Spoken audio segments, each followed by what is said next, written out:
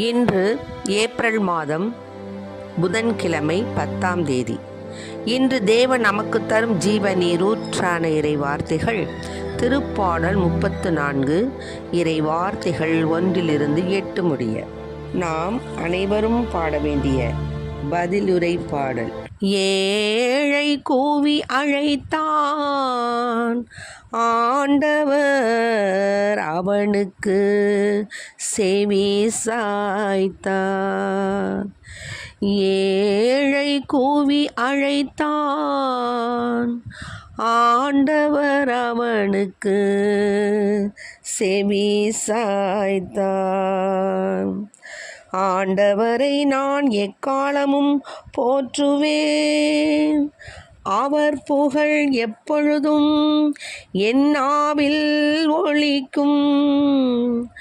நான் ஆண்டவரை பற்றி பெருமையாக பேசுவேன், எளியோர் இதை கேட்டு அக்களிப்பர். ஏழை கூவி அழைத்தான், ஆண்டவர் அவனுக்கு செவி சாய்த்தார். என்னுடன் ஆண்டவரை பெருமைப்படுத்துங்கள், அவரது பெயரை ஒருமிக்க மேன்மைப்படுத்துவோம். துணை வேண்டி நான் ஆண்டவரை மன்றாடினேன், துணை வேண்டி நான் ஆண்டவரை மன்றாடினேன், அவர் எனக்கு மறுமொழி பகர்ந்தார். ஏழை கூவி அழைத்தான், ஆண்டவர் அவனுக்கு செவி சாய்த்தார். எல்லா வகையான அச்சத்தினின்றும் அவர் என்னை விடுவித்தார். அவரை நோக்கி பார்த்தோர் மகிழ்ச்சியால் மிளிர்ந்தனர், அவர்கள் முகம் அவமானத்திற்கு உள்ளாகவில்லை. அவரை நோக்கி பார்த்தோர் மகிழ்ச்சியால் மிளிர்ந்தனர், அவர்கள் முகம் அவமானத்திற்கு உள்ளாகவில்லை. ஏழை கூவி அழைத்தான், ஆண்டவர் அவனுக்கு செவி சாய்த்தார். இந்த ஏழை கூவி அழைத்தான், ஆண்டவர் அவனுக்கு செவி சாய்த்தார். அவர் எல்லா நெருக்கடியினின்றும் அவனை விடுவித்து காத்தார். அவர் எல்லா நெருக்கடியினின்றும் அவனை விடுவித்து காத்தார். ஆண்டவருக்கு அஞ்சி வாழ்வோரை அவர்தம் தூதர் சூழ்ந்து நின்று காத்திடுவர். ஏழை கூவி அழைத்தான், ஆண்டவர் அவனுக்கு செவி சாய்த்தார். ஆண்டவர் எத்துணை இனியவர் என்று சுவைத்து பாருங்கள், அவரிடம் அடைக்கலம் புகுவோர் பேறு பெற்றோர். ஆண்டவர் எத்துணை இனியவர் என்று சுவைத்து பாருங்கள்,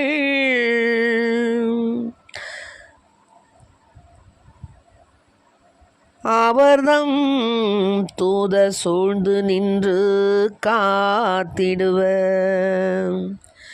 ஏழை கூவி அழைத்தான், ஆண்டவர் அவனுக்கு செவி சாய்த்தார். ஏழை கூவி அழைத்தான், ஆண்டவர் அவனுக்கு செவி சாய்த்தார்.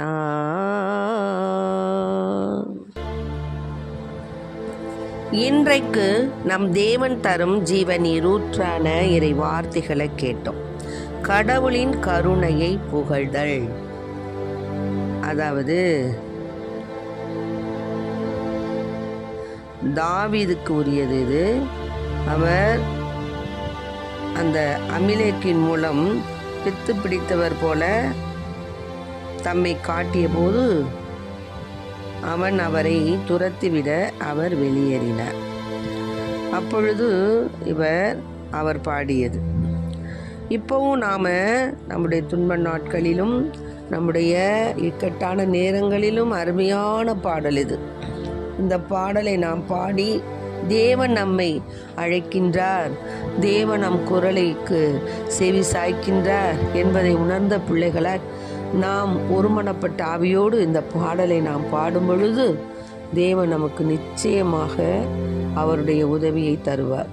அதான் இந்த ஏழை கூவி அழைத்தான், ஆண்டவர் அவனுக்கு செவிசாய்த்தார். ஆமென். ஆக நாம ஆண்டவரை நோக்கி கூவி அழைக்கும் பொழுது நிச்சயமாக ஆண்டவர் நமக்கு செவிசாய்க்கின்றார்.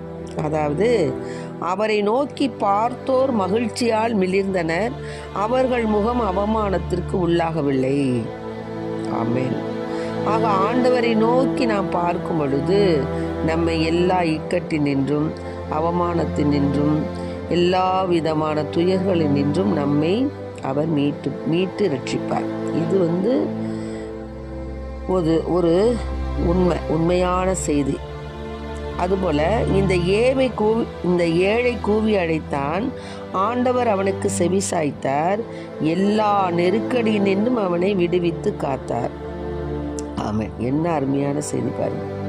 நாம் கூவி அவரை அழைக்கும் பொழுது நமக்கு வரக்கூடிய எல்லா நெருக்கடி, என்ன நெருக்கடி, நமக்கு எந்த நெருக்கடி இருந்தாலும், வறுமை இருந்தாலும் சரி, இன்னுமாக வழக்குகளில் வெற்றி கிடைக்கவில்லை என்றாலும் சரி, பிள்ளைகள் நல்ல முறையில் படிக்கவில்லை என்றாலும் சரி, வீடு கட்ட முடியவில்லை என்றாலும் சரி, கட்டிய வீட்டில் நன்றாக போய் குடியிருக்க முடியவில்லை, கடன் தொல்லை அடைக்க முடியவில்லை என்றாலும் சரி, இன்னுமாக நம்முடைய தீய பழக்க வழக்கங்களினால் அநேக குடும்பங்கள் அலைக்கழிக்கப்பட்டு குடும்ப தலைவர்களாலும் பிள்ளைகளாலும் மிகவும் சோர்வுற்று இருக்கக்கூடிய நிலையில் நாம் இருந்தாலும் சரி, இல்லை மனைவிகளால் அவர்களுடைய அந்த ஒற்றுமை இல்லாத தனத்தினாலே சமாதானமின்றி இருந்தாலும் சரி, இன்னும் பல்வேறு குழந்தை பாக்கியம் இல்லாமல் இருந்தாலும் சரி, இன்னுமாக நமக்கு வரக்கூடிய எல்லா நெருக்கடி நின்றும் கடவுள் நம்மை விடுவிப்பார். எப்பொழுது நாம் அவரை கூவி அழைக்கும் பொழுது.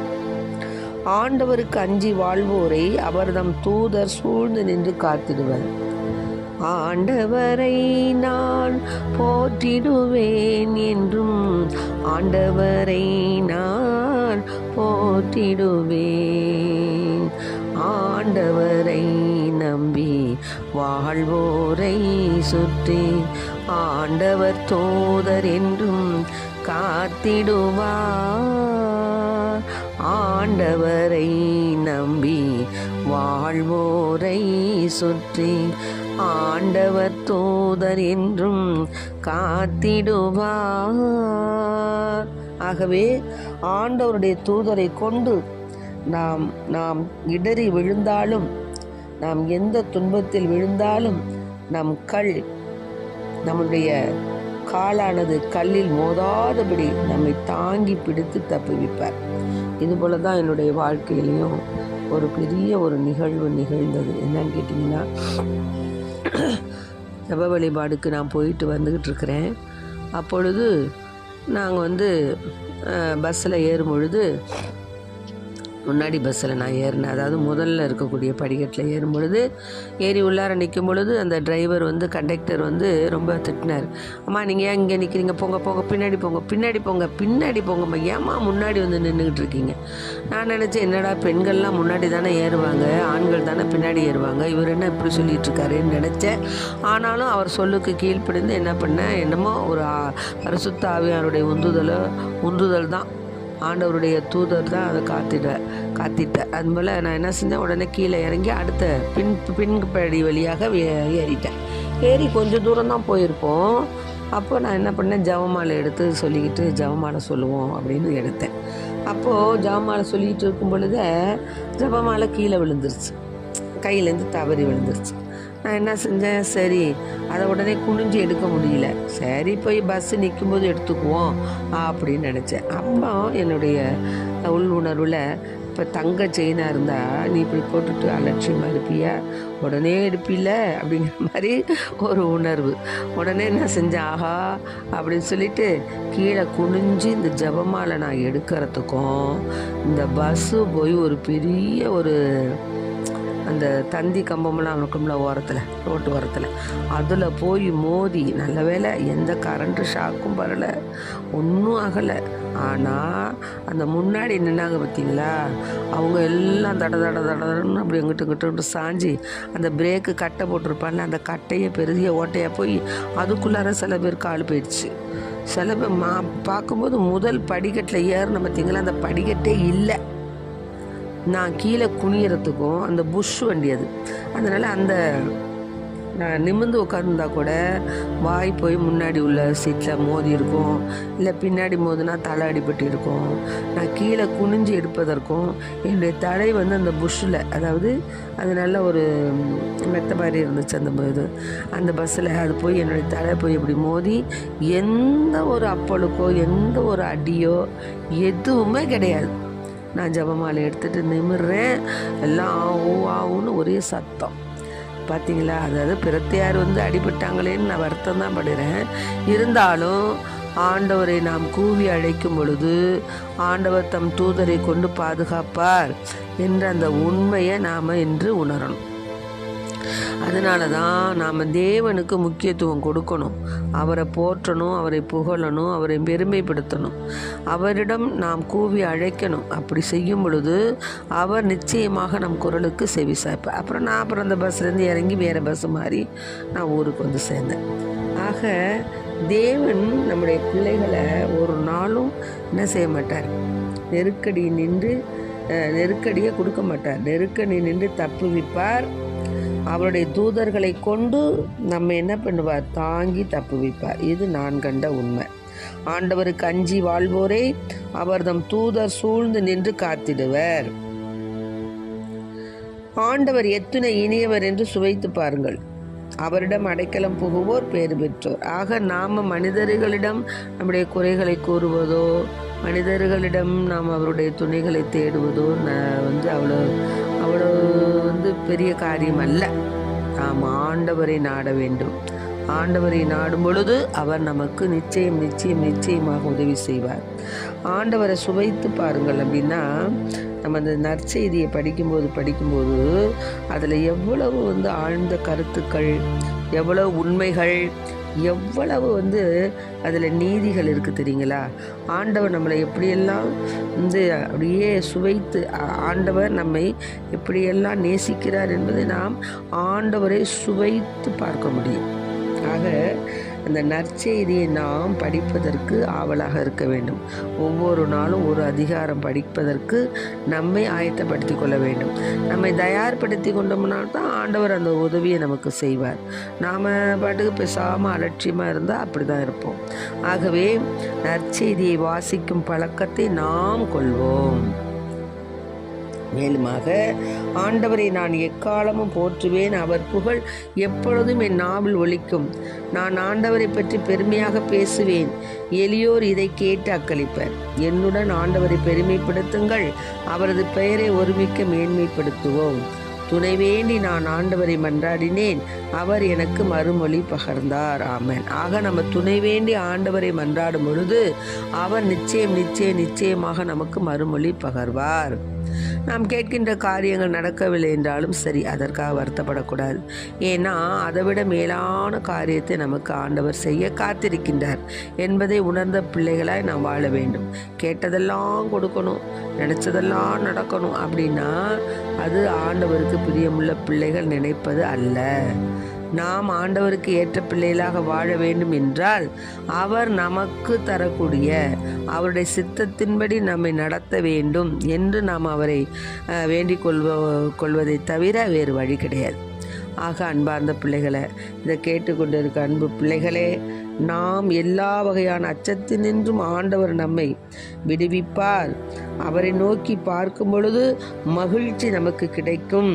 நம் முகம் அவமானத்திற்கு உள்ளாகவில்லை என்று நாம் ஆண்டவரை நம்பிக்கை கொள்ள வேண்டும்.